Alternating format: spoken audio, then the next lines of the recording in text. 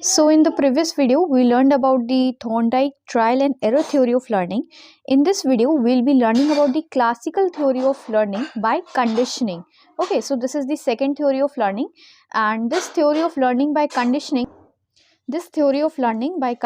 was proposed by Ivan Pavlov.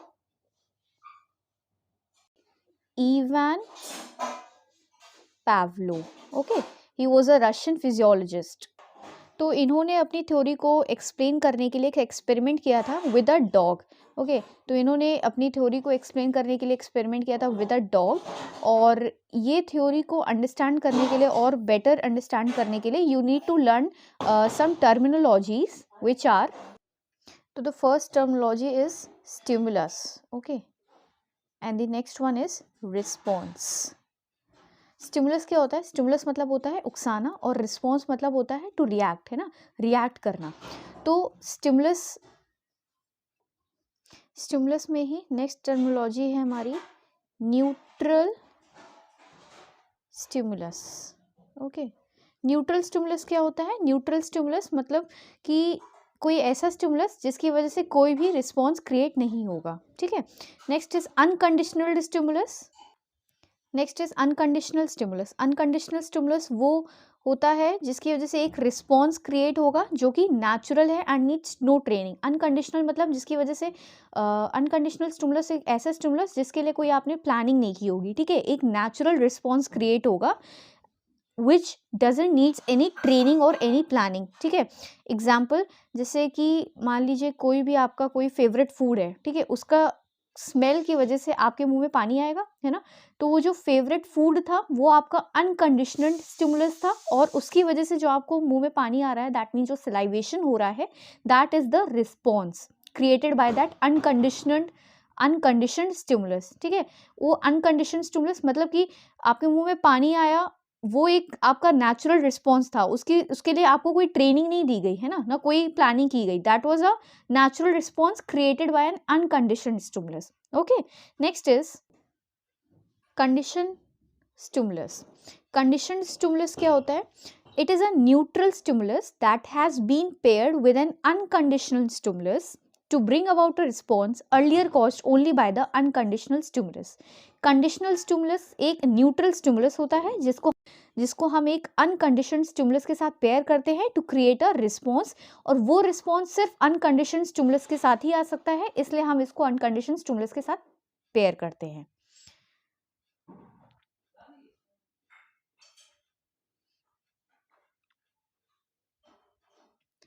तो ये जो लर्निंग बाय कंडीशनिंग थ्योरी थी, that was given by Ivan Pavlov. ये थ्योरी एक्सप्लेन करने के लिए उन्होंने एक एक्सपेरिमेंट का सेटअप किया था जिसमें उन्होंने डॉग का यूज़ किया था और फूड का यूज़ किया था. ठीक है, तो अब हम देखेंगे the theory by Ivan Pavlov. So this is a diagrammatic presentation of the theory of classical conditioning by Ivan Pavlov. इस एक्सपेरिमेंट में उन्होंने एक डॉग का यूज़ किया था और फूड का यूज़ किया था. ठीक है, तो ये ए और बी जो है हमारा बिफोर कंडीशनिंग है. ठीक है, दिस इज बिफोर कंडीशनिंग. ठीक है, तो इवान पावलो ने क्या किया, इन्होंने देखा कि जब भी वो डॉग को फूड देते थे, डॉग के सामने फूड रखते थे, तो डॉग क्या करता था, डॉग को सलाइवेशन स्टार्ट हो जाता था ऑटोमेटिकली. उसके रिस्पॉन्स में, फूड के रिस्पॉन्स में उसको सलाइवेशन स्टार्ट होता था. यहाँ पे फूड क्या है? एक अनकंडीशनड स्टिमुलस है. ठीक है, अनकंडीशनड स्टिमुलस मतलब जिसमें आपने कोई प्लानिंग नहीं की है, कोई ट्रेनिंग नहीं दी है. ठीक है, डॉग को कोई ट्रेनिंग नहीं दी गई थी कि फूड रखा जाएगा तुम्हारे सामने तो यू विल सलाइवेट. ठीक है, अनकंडीशनड स्टिमुलस था फूड, और फूड के रिस्पॉन्स में, इस अनकंडीशनड स्टिमुलस के रिस्पॉन्स में एक अनकंडीशनड रिस्पॉन्स क्रिएट हो रहा था, दैट इज सलाइवेशन. ठीक है, तो जब भी डॉग के सामने फूड रखा जाता था वो सलाइवेशन स्टार्ट करता था. नेक्स्ट इन्होंने क्या किया, इवान पावलो ने अब क्या किया, फूड नहीं रखा बट इस बार उन्होंने बेल को रिंग किया. ठीक है, और उन्होंने ये देखा कि बेल को रिंग करने पे डॉग कोई भी रिस्पॉन्स नहीं दे रहा है, दैट मीन्स डॉग सलाइवेशन नहीं कर रहा है. यहाँ पे बेल क्या था? न्यूट्रल स्टिमुलस था. ठीक है, न्यूट्रल स्टिमुलस मतलब कोई एक ऐसा स्टिमुलस जिसकी वजह से कोई भी रिस्पॉन्स क्रिएट नहीं हो रहा था, no condition response was given. Okay, तो ये ए और बी क्या था? बिफोर कंडीशनिंग था. ठीक है, नेक्स्ट इज सी में उन्होंने क्या किया, अब इसके बाद उन्होंने क्या किया, उन्होंने देखा कि जब मैं बेल बजा के फूड को प्रेजेंट कर रहा हूँ, फूड दे रहा हूँ, तो उसके रिस्पॉन्स में डॉग सलाइवेशन कर रहा है। यानी डॉग को पता है कि जब घंटी बजी, घंटी बजने के बाद फूड मिल रहा है तो वो सलाइवेशन कर रहा है। डॉग को ये पता है कि घंटी बजने से कुछ नहीं होता है, लेकिन उसको ये पता चल गया है कि अब जब घंटी बजेगी, घंटी बजने के बाद मुझे खाना मिलेगा और the dog will start to salivate. Okay, so यहाँ पे ये जो रिस्पॉन्स है ये कैसा है, एक अनकंडीशनड रिस्पॉन्स है। ठीक है, अनकंडीशनड रिस्पॉन्स है because of the bell and then the food given after that. इसके बाद क्या हुआ, इसके बाद उन्होंने, अब डॉग को धीरे धीरे समझ में आने लगा कि जब भी बेल बजेगी, बेल बजने के बाद मुझे फूड दिया जाएगा। ठीक है, तो नेक्स्ट जब खाना खाने का टाइम हुआ डॉग के जब खाना खाने का टाइम हुआ तो उन्होंने क्या किया, उन्होंने सिर्फ बेल बजाई और उस बेल बजाने के रिस्पॉन्स में क्या देखने को मिला कि डॉग ने सलाइवेशन स्टार्ट कर दिया। क्यों?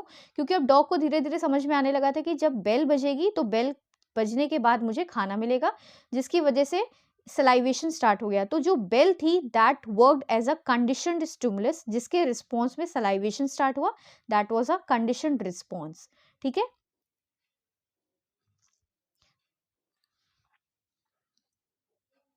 ए और बी हमारा बिफोर कंडीशनिंग था, सी ड्यूरिंग कंडीशनिंग था। ठीक है, ड्यूरिंग कंडीशनिंग क्योंकि इसमें बेल बजने के बाद फूड मिल रहा था जिसकी वजह से सलाइवेशन हो रहा था, एंड डी जो है वो आफ्टर कंडीशनिंग है। ठीक है, कंडीशनिंग यानी ट्रेनिंग देने के बाद कि बेल जब भी बजेगा उसको पता है कि बेल बजने के बाद खाना मिलेगा, तो ही स्टार्टेड सलाइवेटिंग। तो ये था इवान पाव्लो का थ्योरी ऑफ क्लासिकल कंडीशनिंग, जिसमें एक कंडीशनिंग के द्वारा हम चीज़ों को लर्न करते हैं। ठीक है, ये थ्योरी का यूज़ हम स्पेशली एनिमल ट्रेनिंग के लिए करते हैं। ठीक, प्लस चिल्ड्रन में हम जैसे गुड हैबिट्स को लर्न कराने के लिए या बैड हैबिट्स को रिमूव कराने के लिए यूज़ करते हैं। ठीक है, डे टू डे लाइफ में साइकोथेरेपी में भी हम यूज़ करते हैं, जो हमारी जैसे एडिक्शन हो गया, कोई भी एडिक्शन हो गया ड्रग का या अल्कोहल का, उसको रिमूव करने के लिए हम इस थ्योरी का यूज़ करते हैं। ओके।